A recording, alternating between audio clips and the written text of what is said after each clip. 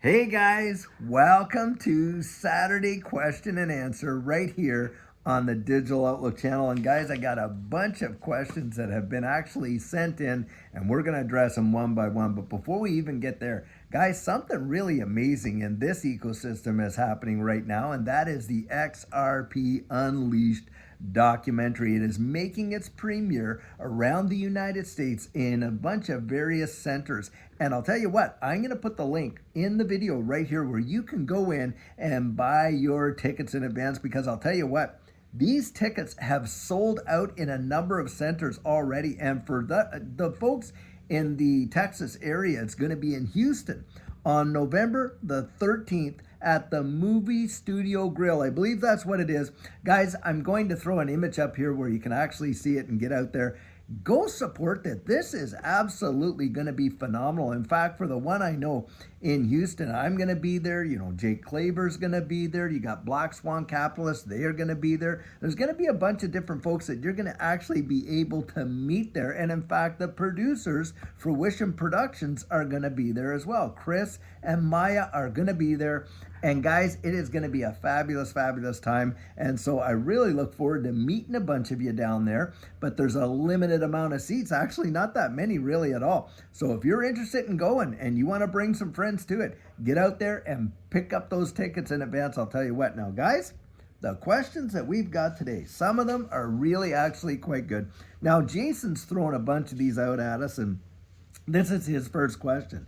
He's saying, hey, when XRP reaches those 3 and 4 digits, is there going to be a massive amount of liquidity to exit and pull profits? Well, that's the one question. Now, the other part of this question is, he says, would you cash it all out or leave it long term and use the benefits for holding? Well, guys, I throw this out there a lot of time. Well, number one, we don't know what the future holds, right? So, I like his attitude. He says when it hits, these 3 and 4 digits, because of course it's not there yet. But guys, I do believe long term we will see some major appreciation with the adoption of distributed ledger technology and how it is absolutely taking over the wide world. And of course, with our finance and things like that, when you think of all the central bank digital currencies, digital IDs, and all that's going with that. Now, having said that, will there be liquidity? Absolutely. There's liquidity now. Guys, I really do believe that there will be a lot of liquidity. In fact, so much so that I think that we may even see our own indices for a lot of these digital assets, because right now there are big time applications for some ETFs. With you got Grayscale going out there doing it, Canary's going out there and doing it, and you got all these other ones that are out there going out there, and they're looking right for all of these, Bitwise and everything, exchange traded funds, which are just exchange traded products, and they're out there.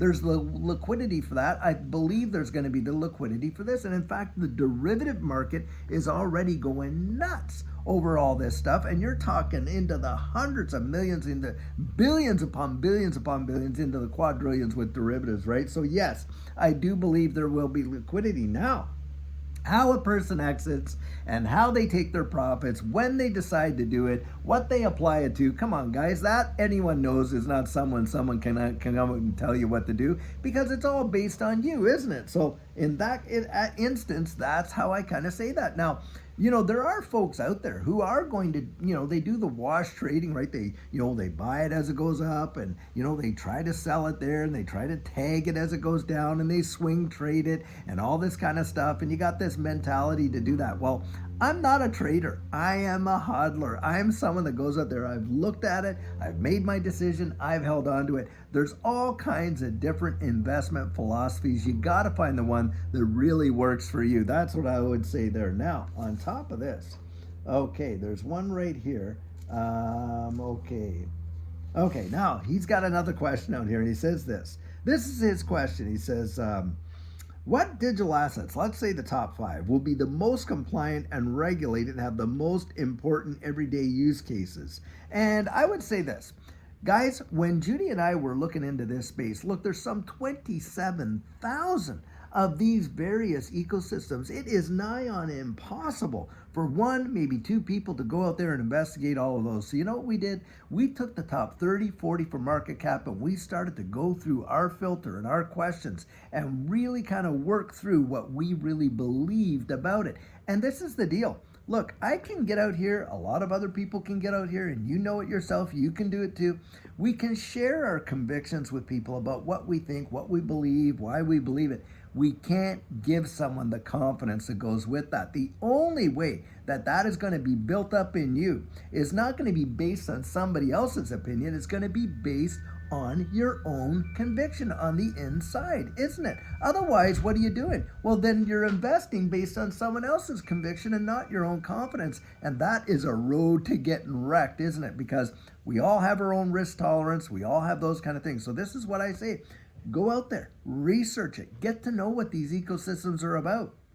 Build up your understanding and how to apply it, and understanding your own personal risk tolerance, and get out there and really start to learn. Because look, let's be honest with one another. If I could come out here and talk you into it, come on, someone else is going to come out there and talk you out of it. The answers that we find out for ourselves are usually the ones that we trust the most. And guys, that's how I would throw that out there. Now, with respect to this space, and another big question that's coming out is all this whole SEC stuff and everything like that, because of course, you know, they have appealed the decision that Judge Annalisa Torres came out with and that type of thing. And you know what it's all about, guys? It's all about a bigger piece of the pie. They were not satisfied with the $125 million fine. Nope, they were going after $2 billion. So what are they doing? Well, they're taking another run at it, aren't they? You know what they're not appealing? They are not appealing XRP's status as not being a security. They are not appealing that part of the decision.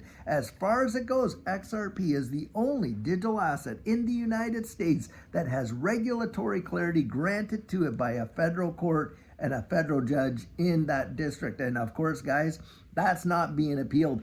These guys are going after the programmatic sales of Ripple, of course, and of course the individual sales of Brad Garlinghouse and Chris Larson, who are the principal CEO and, you know, president of, and that type of thing in there, of Ripple. And that's where it's at. It's really against Ripple. It's not against you and I, and certainly not in the secondary market where we have went out and invested in these things outside of, you know, having kind of any expectation on the efforts of others to produce a profit, because that's a big deal. That's one of the prongs of the Howey test that they had to show, is that, hey, people were basing their investment on the expectation of somebody else's efforts to see potential profit. And that in and of itself would be a, you know, a classic understanding of what a security offering would be. Well, guys, that hasn't happened. We don't have that in the secondary market. And as such, you know, this digital asset in and of itself is a digital commodity. It is not a security. Bang, right there. And so, guys, a lot of times people are asking right now, well, what do you think? Do you think we're going to see the impacts? And I really don't. I don't think it's going to make a hoot of difference. Why? Well, I was investing in this space way before December of 2020. Well, back in December of 2020, as we know, is when the SEC came out and they sued Ripple as being the biggest utilizer for XRP. We watched the price drop 17.48 cents.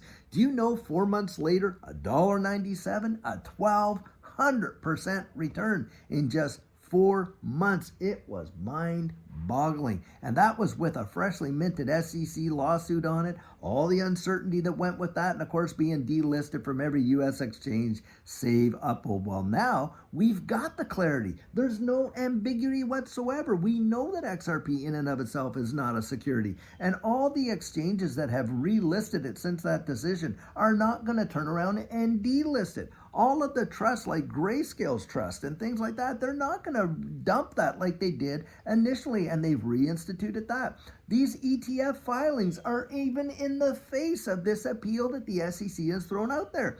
Guys, the wide world is really having the impacts. Now think about this.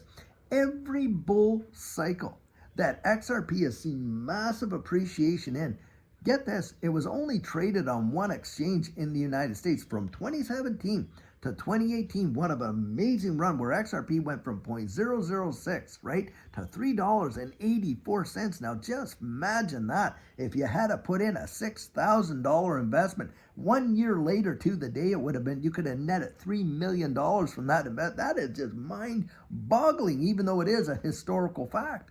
But think about this. It was only listed on Poloniex during that time. Now, 2020 to 2021, where we saw that 1,200% return. Guess what? only on uphold. Do you know where most of the volume came from? Came from South Korea and Japan and outside of the United States. In fact, Ripple, in terms of their business model, 90% of their business is done outside the US than in it. So do I really think that we're going to be somehow held back and impacted from seeing major price appreciation in this next bull cycle? No, guys, I don't. Why? Because these are traded globally 24/7 on a global market. And I'll tell you what, every other bull cycle that we've ever seen where we've seen massive appreciation, it was not reliant on the market inside the United States. Now, you just consider that and think about how that could impact you. And I'll tell you what, like I say, in that last run, Judy and I saw some of our assets literally go over 10,000%. It was truly mind-bending and literally revolutionized our financial lives. It changed the way the things were. And that's why I say, look, for yourself, go out, really research it. Don't rely on what somebody else is saying, including myself.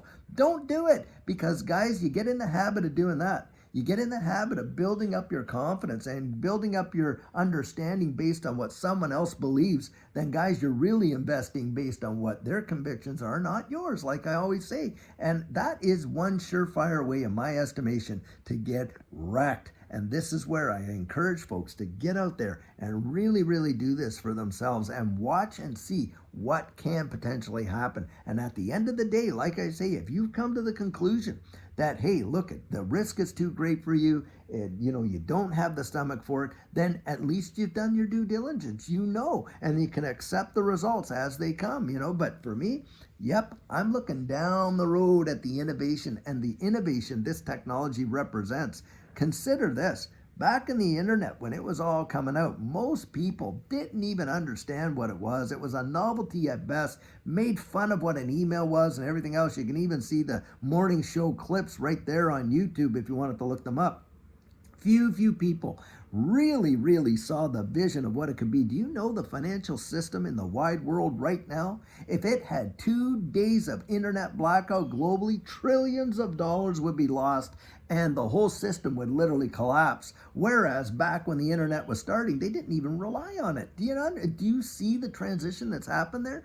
And here, look at what we're doing right now. Crossing borders globally. We have people watching this program from literally around the wide world, practically every continent and almost every country on earth. And yet we're able to do it. Why? Because of this social media interaction that came as a result, an innovation and an invention built on the back of hypertext transfer protocol, if we want to call it like that, the World Wide Web, the internet.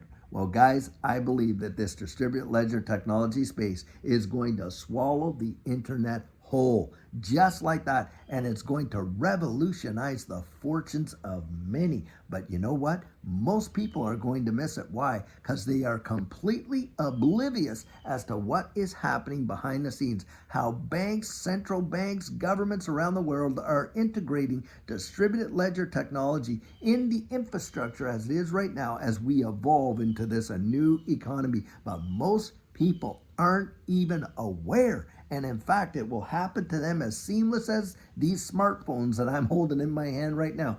These things came out in 2007. Now you find them practically in every pocket, from a kindergartner all the way up to grandpa and grandma. It's that kind of deal. It has revolutionized the way the world works. Well, so is distributed ledger technology. And that's how I look at it. Do you think I'm looking at the rinky-dink day-to-day price action? Not on your life. I'm looking down the road at what this is going to be and how it is going to reshape the way people even transact. It is going to be something phenomenal. And guys, that's where I say you want to get out there and really understand it to the best that you can. Guys, a lot of these questions that people are throwing out and asking that we answer here on Saturday Question and Answer, do you know what? The answers are right out there. You can pluck them right out of the virtual air, can't you? Just go online, just doing a little Google, just doing a little research, just doing a little digging. And I'll tell you what, you might run into a mountain of gold while you're on your way. How about that? Well, guys, I'll tell you what, really hoping you're having an